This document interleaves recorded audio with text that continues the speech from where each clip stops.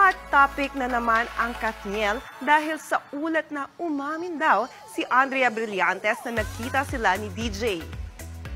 Sa exclusive report ng PEP, ito raw ang nag-udyok kay Catherine para makipaghiwalay kay Daniel.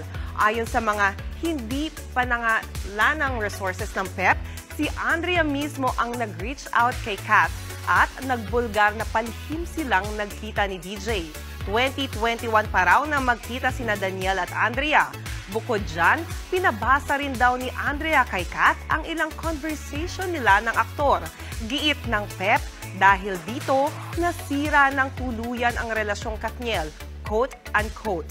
Hindi malinaw kung kailan mismo nag-break ang Katniel, pero sa report ng PEP, hiwalay na umano ang Katniel nang dumalo sila sa ABS-CBN Ball last September 30. Dahil sa report na yan, nag-trending na naman ang Katniel at pati ang IG username ni Andrea na Blight. Wala pang komento dito sina Catherine, Andrea at Daniel.